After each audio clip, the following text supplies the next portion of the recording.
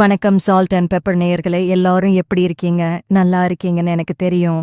And S, நீங்க title கார்டில் பார்த்த அதே கண்டென்ட் தான் இன்னைக்கு பார்க்க போறோம். எஸ், சால்ட் அண்ட் பெப்பர் வண்டியில சீட் பெல்ட் போட்டுக்கோங்க. நாம பதிவுக்குள்ள டேக் ஆஃப் ஆக போறோம். அதுக்கு முன்னால நீங்க இப்போதான் நம்ம சேனலை பார்க்குறீங்கன்னா அந்த சப்ஸ்கிரைப் பட்டனை தட்டி விட்டுடுங்க.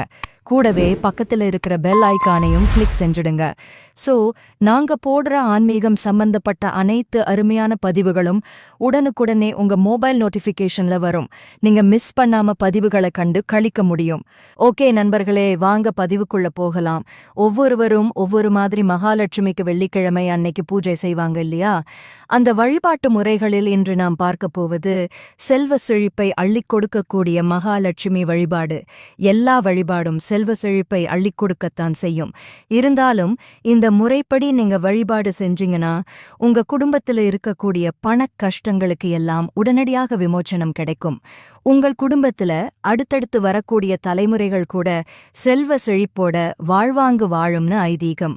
சோ செல்வ செழிப்பை அள்ளிக் கொடுக்கும் அந்த மகாலட்சுமி பூஜையை வெள்ளிக்கிழமை வீட்டுல எப்படி செய்யறது?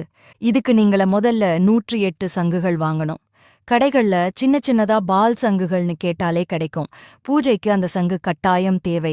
வாங்கி வந்த சங்குகளை ஃபர்ஸ்ட் சுத்தமான தண்ணீர்ல அலசிடுங்க. அப்புறம் நிறைய தண்ணியில கொஞ்சமா பசும்பால் விட்டு அந்த தண்ணியில இந்த சங்குகளை எல்லாம் ஒரு முறை போட்டு சுத்தம் செஞ்சு தனியா எடுத்து வச்சுக்கோங்க. சரியா? அப்புறம் வெள்ளிக்கிழமை வழக்கம் போல உங்கள் வீட்டில் பூஜை அறையை அலங்காரம் செய்து விளக்கு ஏற்றி வைத்து விடுங்கள்.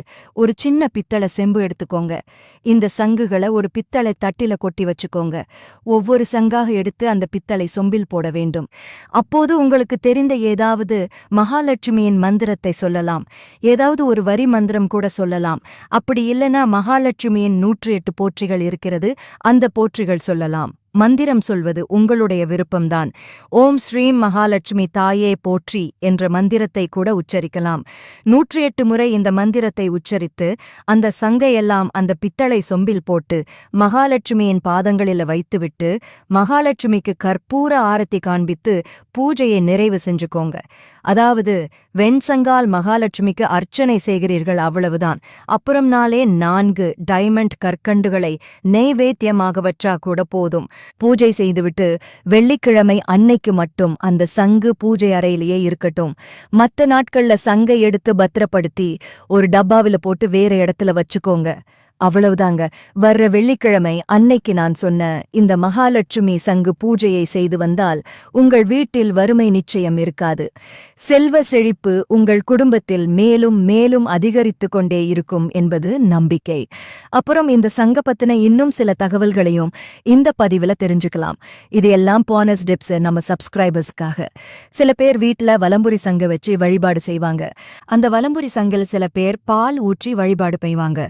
சில பேர் தண்ணீர் ஊற்றி வழிபாடு செய்வாங்க. பூஜை அறையில வெறும் சங்காக வைக்க மாட்டாங்க. அந்த வலம்புரி சங்கில் பால் ஊற்றி வழிபாடு செய்தால் உங்கள் வீட்டில் பொன் பொருள் ஆபரண சேர்க்கை இருக்கும்.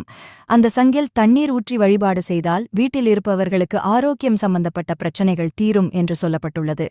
இந்த வலம்புரி சங்கில் ஊற்றி வைத்திருக்கும் தீர்த்தத்தை எடுத்து வீடு முழுவதும் தெளித்தால் வாஸ்து தோஷம் நீங்கும் என்றும் சொல்லப்பட்டுள்ளது. சோ அவ்வளவுதாங்க. இப்போ சொன்ன ஆன்மீகம் சார்ந்த அரிய தகவல்கள் எல்லாம் உங்களுக்கு பயனுள்ள வகையில் அமைஞ்சா நீங்க அதை பின்பற்றி பலன் பெறலாம். நீங்க இந்த பூஜையை செஞ்சு பார்த்துட்டு எப்படி இருந்துச்சுன்னு கமெண்ட் பண்ணுங்க. அப்புறம் இந்த பதிவை லைக் செஞ்சு உங்க சுற்றத்தோட ஷேர் பண்ணீங்கன்னா அவங்களும் பார்த்து பயனடைவாங்க. மீண்டும் மற்றொரு அழகிய ஆன்மீக பதிவில் உங்களை சந்திக்கும் வரை உங்களிடமிருந்து விடைபெறுபவர் உங்கள் தங்க செல்வி. ஓம் நம சிவாய.